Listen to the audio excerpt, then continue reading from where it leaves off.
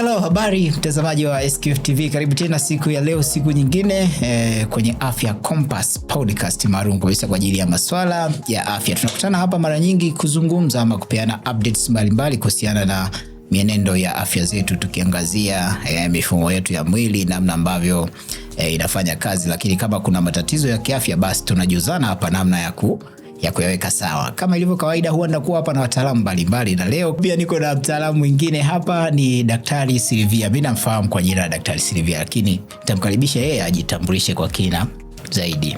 Kwa majina naitwa Dr. Silvia Moshi. Ndio. Ni daktari bingwa wa magonjwa yanayohusiana na pua, koo na masikio. Ndio. Dr. Silvia Moshi, yeye ni daktari bingwa wa magonjwa yanayohusiana na masikio, koo pamoja na pua. Sasa leo tuko na daktari kwenye Afya Compass na tutaangazia swala la usikivu kwa watoto.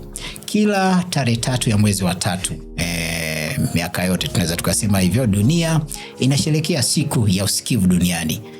Na mwaka huu dunia kwenye siku ya usikivu duniani imejikita kuangazia swala la usikivu kwa watoto, na ndio mada ambayo tutaidiscuss ama tutaijadili kwenye Afya Compass siku ya leo.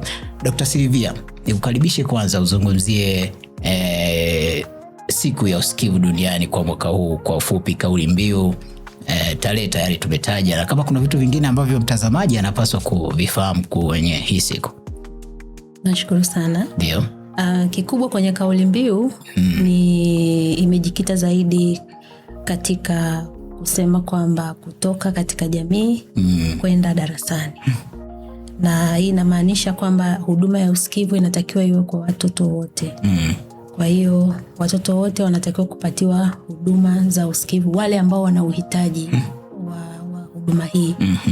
Na tunawatoa katika jamii, tunatakiwa kuhakikisha kwamba tumewatafuta hawa watoto ndani ya jamii, wamefahamika, ili kuweza kuwasaidia katika shughuli zao za darasani, kutokana na changamoto ya usikivu. Sawia kabisa. Sasa leo tutajikita ama tutakuwa na mengi sana ya kuzungumza kuhusiana na usikivu kwa watoto, lakini pia kwa upana tutaangalia namna ambavyo tatizo hili linaweza likawaathiri hususan kwenye mchakato wao wa kujifunza mashuleni, kwenye malezi pamoja na vitu vingine. Labda daktari, kwa kwanza tufahamu usikivu ni kitu gani, inamaanisha nini, na hususan kwa watoto? Usikivu kwa watoto ni sehemu muhimu ya ukuaji wa mtoto. Ndio. Ni vizuri mtoto anavyozaliwa kuweza kufanyiwa vipimo vya awali. Ndio. Nikimaanisha kuwa screened. Yeah. Mtoto anaangaliwa, je, ana uwezo wa kusikia au la, ili huduma za usikivu kwa ambaye hawezi au mwenye upungufu wa usikivu ziweze kufanyika mapema. Ndio. Kwa hiyo ni sehemu kubwa ya ukuaji wa mtoto.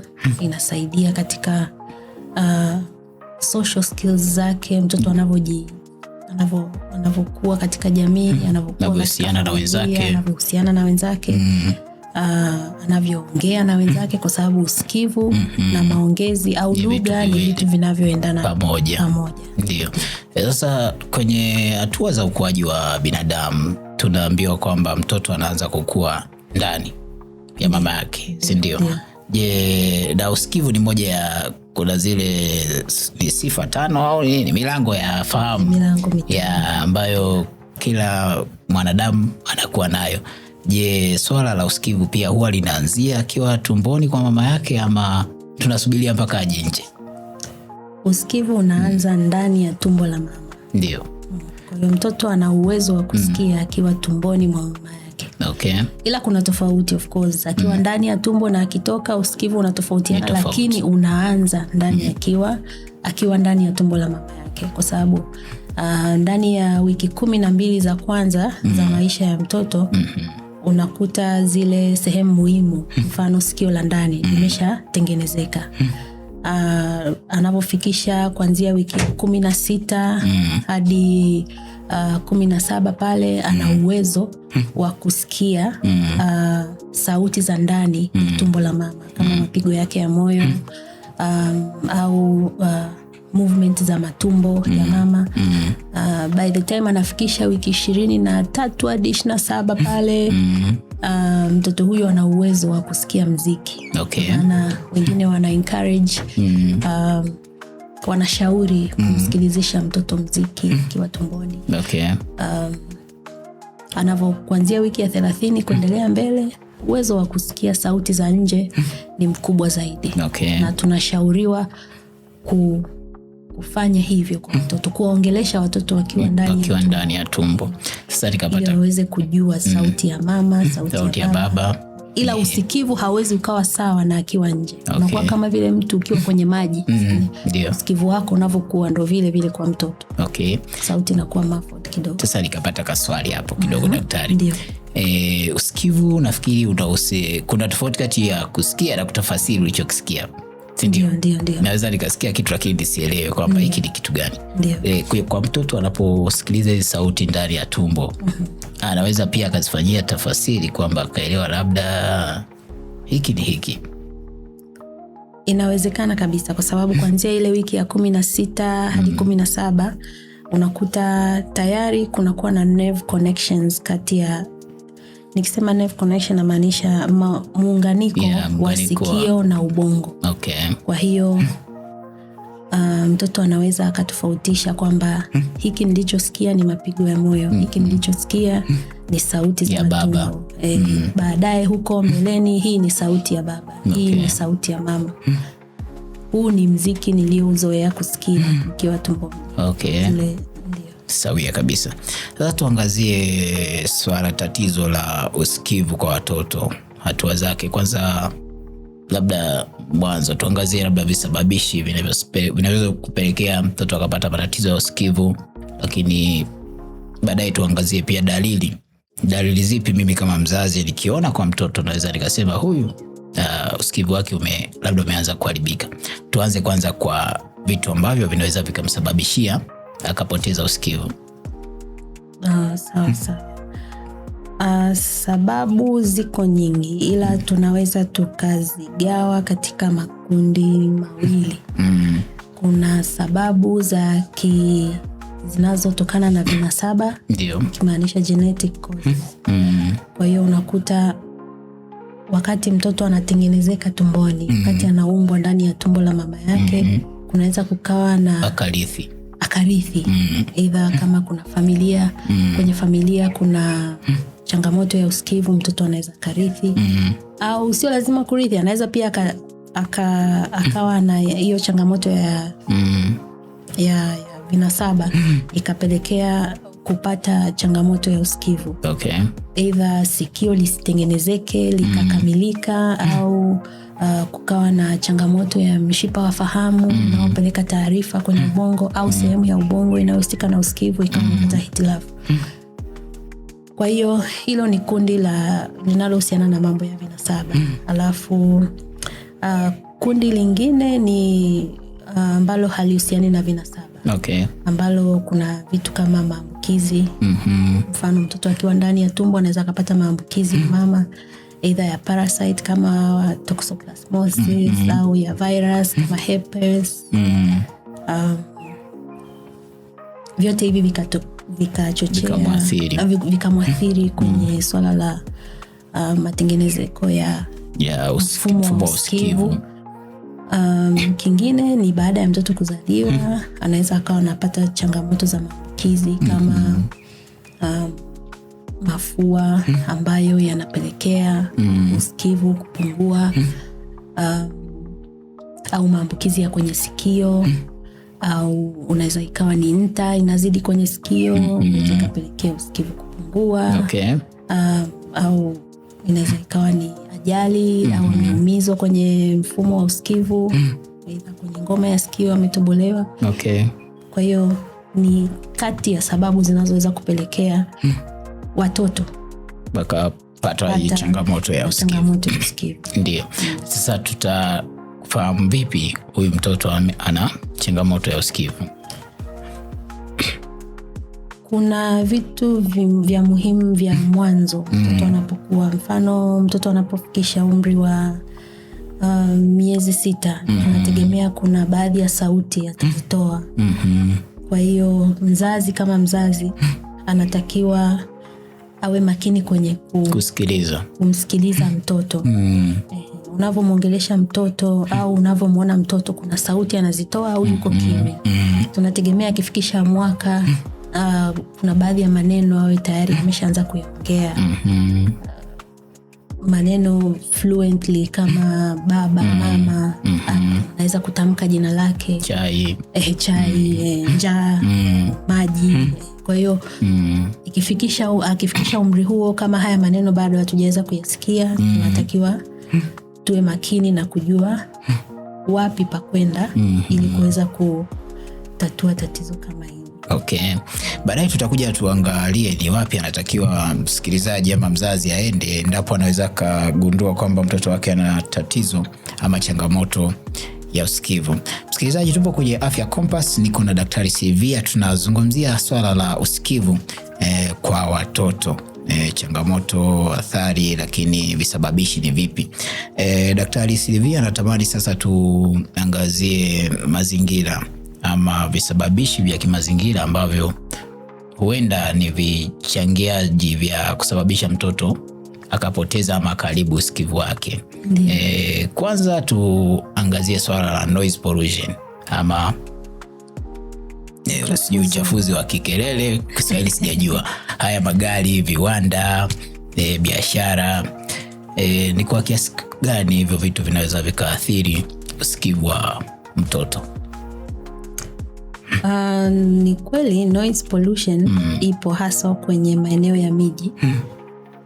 Na kikubwa zaidi ninachoweza kukiongelea kwenye upande wa noise pollution ni mfano kwenye mashule unakuta watoto wanashindwa kuconcentrate, kwa sababu unavyokuwa na kelele nyingine wakati mtoto anajifunza au anahitaji utulivu kwenye kusoma, anashindwa kuconcentrate, kuwa makini na kile anachokifanya.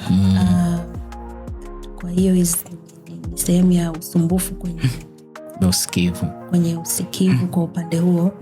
Lakini pia maeneo mengine ambayo yana kelele sana, mfano maeneo ya karibia na viwanda ambayo yanatoa sauti kubwa, au maeneo ya stendi ambayo kuna kelele za mabasi na vitu kama hivyo. Kwanza inaathiri utulivu wa mtoto in terms of usumbufu wa usingizi. Pia inaweza ikaathiri usikivu, ndio, kwa sababu kuna kiwango fulani ambacho kikizidi cha sauti kinaweza kikaathiri usikivu. Kikaathiri sikio la ndani. Kwa hiyo hii ikapelekea upotevu wa usikivu kwa mapema. Sawa. Tukiunganisha hapo kuna vifaa vya kielektroniki. Sasa hivi tunatumia majumbani, lakini vingine vipo ni binafsi. Vitu kama earphone, vya kisauti, vya kielektroniki lakini vya kisauti. Earphone, headphones, subwoofer, soundbar, TV, simu. Hivyo pia kwa watoto, lakini pia sijui na kwa watu wazima, vina athari gani kwenye masuala ya usikivu? Sauti ikisha kuwa kubwa, either ikiwa inasikilika kwa kupitia hizi vifaa vya usikivu vinavyoongeza sauti, mfano headphones, earphones, inaathiri sikio la ndani kwa kiwango kikubwa. Na kwa bahati mbaya athari hii huwa ni ya moja kwa moja, nikimaanisha ni permanent.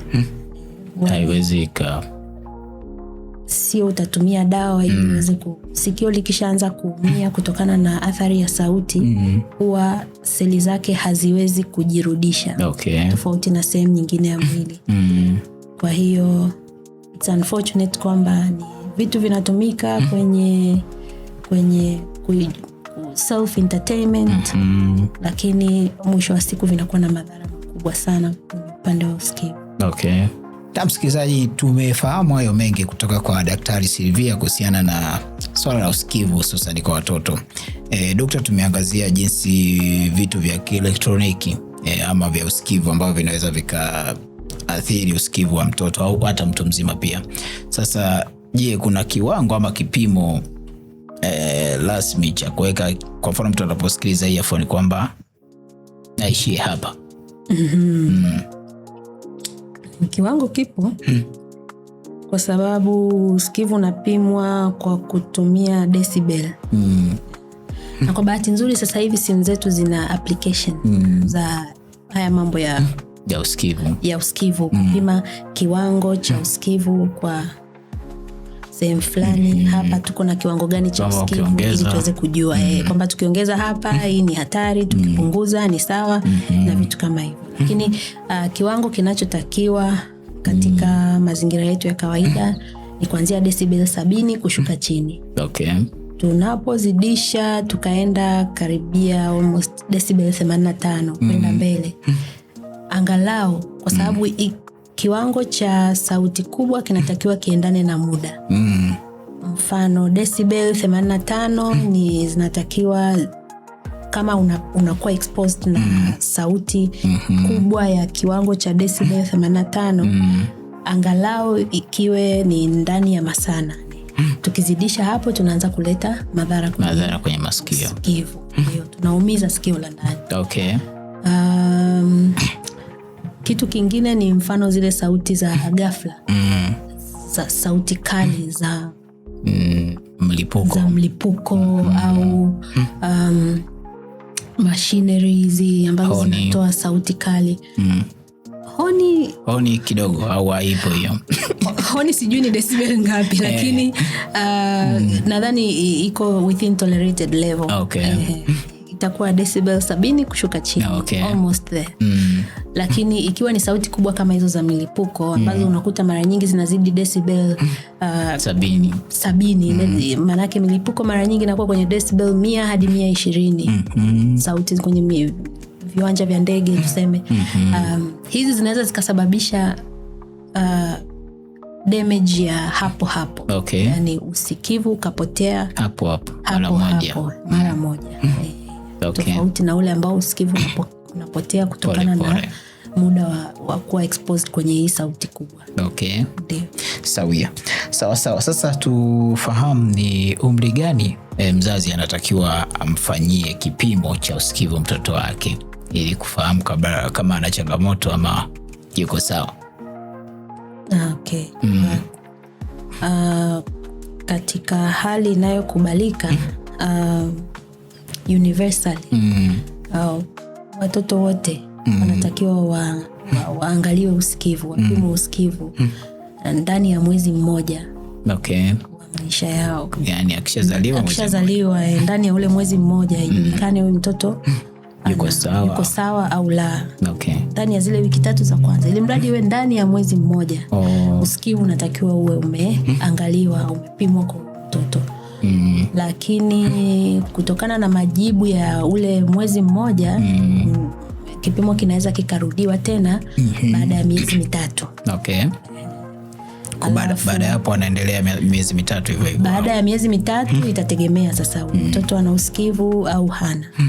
Kama upo basi kila kipimo kinachofuata ni anapofikisha miaka 4, miaka 5. Okay. Anapimwa tena miaka 6 hadi anapofikisha miaka 10. Okay. Na baada ya hapo kila baada ya miaka 5, hata sisi tunashauriwa kila baada ya miaka 5. Okay. Kwa baada ya kufikisha miaka 10 kila baada ya miaka 5. After every 5 years. Yes. Okay. Tunatakiwa tupime usikivu. Okay. Sawa kabisa. Sasa tutazame namna ambavyo usikivu unahusiana ama ili swala mchakato wa usikivu unahusiana na mtoto kuongea pamoja na kujifunza. Mwanzoni ulisema kuongea na kusikia ni vitu ambavyo vinaenda pamoja. Sasa hebu tudadavulie kwa kina kidogo, kwa mtoto usikivu unaweza ukaathiri vipi kuongea kwake au kujifunza kwake? Kabisa. Usikivu kwa mtoto ni muhimu kwa sababu kuna kitu kinaitwa golden period ambacho ni kipindi cha muhimu sana kumsaidia mtoto kuweza kudevelop language vizuri, kuweza kudevelop language, kuweza kuwasiliana, kuwa na matamshi, kutamka, kuelewa lugha. Kwa hiyo ndani ya miaka 3.5 ya kwanza ni kipindi cha muhimu sana kujua kama mtoto anasikia au hasikii, na kama hasikii basi matibabu yafanyike ndani ya umri huu, kwa sababu ni umri ambao ubongo unanyonya zile sauti ili kuweza kudevelop language skills. Kwa hiyo mtoto ambaye ameweza kupata matibabu ndani ya kipindi cha miaka 3.5 ya kwanza, kama amepoteza usikivu, anakuwa amesaidika na ukuaji wake au maendeleo yake yanakuwa sawa na mtoto anayesikia kama yakifanyika mapema. Alafu baada ya hapo let's say kuanzia miaka 3.5 hadi miaka 7, of course ubongo unakuwa unanyonya taarifa za sauti, lakini sio kwa kasi kama ile miaka ya 3 ya kwanza. Kwa hiyo pia ni muda ambao kama mtoto ana changamoto ya usikivu anatakiwa afanyiwe matibabu mapema. Kwa sababu baada ya almost miaka 7 kwenda mbele language skills, language development itakuwepo, lakini it is a very slow process. Ndio kwamba baadaye atajifunza kwa polepole ukilinganisha na huku mwanzoni. Ndio sawia kabisa. Of course na akiwa mtu mzima tunaelekea sasa kwenye sign language. Sawa kabisa. Sasa kuna mzazi huenda amefahamu ama amegundua pengine mtoto wangu ana changamoto ya usikivu, lakini hajui ni namna gani atamsaidia. Je, kuna matibabu kwa hii changamoto ama kuna msaada mwingine tofauti na matibabu? Na kama ni hivyo, ni hatua zipi anatakiwa kufuata ama ni matibabu gani anatakiwa ayafahamu ili amsaidie mtoto wake? Sawa kabisa. Mzazi anatakiwa amfuatilie mtoto wake tangu anapo jaliwa mtoto, hasa kwenye swala la usikivu, kwa sababu anavyogundua mapema kwamba mtoto ana shida ya usikivu, ambacho ni kitu cha muhimu sana. Ugunduaji wa mapema inamaanisha utafata tiba sahihi na utamsaidia mtoto kwa mapema. Mtoto ataendelea na ukuaji wake kama watoto wengine. Kwa hiyo cha kwanza kabisa, mzazi unapogundua kwamba mtoto wako ana upungufu wa usikivu, ni vizuri kumwahisha kwa hospitali, sehemu husika, kwa madaktari wa pua, koo na masikio, ili kwanza aweze kupata huduma sahihi ya kupima usikivu kutokana na umri wake. Kuna vipimo tofauti, kama ni mtoto mdogo kuna vipimo vyake, ni umri fulani kuna vipimo vyake. Kwa hiyo ni vizuri kumwahisha kwa wataalam husika ili aweze kupata msaada kwa haraka. Ndio. Na pia kauli mbiu ya mwaka huu kama tulivyosema pale mwanzo kwamba ni kutoka kwa jamii kuja darasani. Kwa hiyo na sisi wataalamu wa afya, hasa kwenye upande wa pua, koo na masikio, tunajitahidi kwenda kwenye jamii. Na tunashukuru kwamba juhudi za Mheshimiwa Rais Samia Suluhu Hassan zimeweza kufanikiwa kwa kiwango kikubwa, kwamba tunatoka sasa madaktari, wataalamu wa afya, tunaenda kwenye jamii, tunafanya screening za usikivu, kujua kama kuna watoto wanaohitaji huduma za usikivu na zinapatiwa kwa mapema na watoto wanasaidika. Uzuri sasa hivi Tanzania tuna uwezo wa kufanya operation za kuweka vipandikizi vya usikivu kwenye sikio la mtoto. Ndio. Sehemu ya ndani ya sikio la mtoto. Kwa hiyo ni hatua kubwa sana tumeivuka ya katika kusaidia watoto hawa wenye shida za usikivu. Sawa. Hapo umegusia swala la kuweka vipandikizi, nikapata swali ingawa nilikuwa nalo pia mwanzoni. Kuna permanent damage ya usikivu, si ndio? Inaweza ikatokea kwa mtu kwamba yani huyu hawezi akapona, hawezi akatibika kwa msaada wote. Ipo, inawezekana kitu kama hicho? Lazima tujue, manake vipimo vitafanyika. Kwa hiyo lazima itajulikana sababu ni nini. Kwa hiyo hakuna shida isiyo na utatuzi. Hakuna shida isiyo na utatuzi kabisa. Sema utatuzi uwe wa mapema na shida ijulikane mapema. Okay. Kwa hiyo utatuzi utakuwa haraka zaidi. Kwa hiyo mfano mtu aliye na shida ya usikivu ambayo haitatuliki kabisa, sielewa. Lakini kwa mfano hawa wanaotumia sign language. Sign language. Okay, sawa. Acha kabisa kusikia. Okay, sawa. Kwa hiyo sign language inatokea kwa wale ambao usikivu haukuwepo na haukuwahi, wanaotumia sign language. Usikivu hawakuwa na, of course hawana usikivu na lakini ulichelewa kuwa detected mapema. Kwa hiyo unakuta kile kipindi cha again language development kimeshapita. Kwa hiyo mwisho wa siku tunaishia kwenye sign language. Okay, sawa. Sawa kabisa. Daktari, tunashukuru sana kwa kuwa na sisi kwenye Afya Compass. Neno la mwisho kwa wasikilizaji, ushauri hususan kama unaweza kuunganisha na siku hii ya usikivu duniani, uwanja ni wa kwako. Nashukuru sana. Ndio. Kikubwa ni early detection ya kugundua kwa mapema. Kugundua kwa mapema kwamba mtoto wangu hana uwezo wa kusikia kama watoto wengine. Kwa hiyo ongea na mtoto wako, mchunguze mtoto wako, angalia, je, amefikisha umri huu, maneno gani anayaongea. Darasani kuna vitu anaelewa. Anachelewa kwenye kusoma, anachelewa kwenye kuhesabu. Ongea na walimu wake. Ni vitu vya muhimu vya kufuatilia ili kuweza kubaini mapema kama mtoto ana changamoto ya usikivu au la. Sababu inavyogundulika mapema na utatuzi ukafanyika mapema, tunakuwa tumemsaidia mtoto huyu kwa kiwango kikubwa sana. Sawia. Kwa hiyo ndio hivyo. Hamna shida kabisa, hiyo imekaa vizuri. Mtazamaji wa Afya Compass, hivyo ndivyo tunafunga episode ya leo. Nilikuwa na Daktari Sylvia Moshi, yeye ni daktari bingwa wa usikivu wa mifumo ya pua, mdomo na kolomeo na koo. Pua, koo na masikio. Kwa nini vitu vile vimewekwa pamoja kwanza? Mdomo ni watu wa dental. Watu wa dental. Okay. Kwa nini pua, koo na masikio vinakaa pamoja?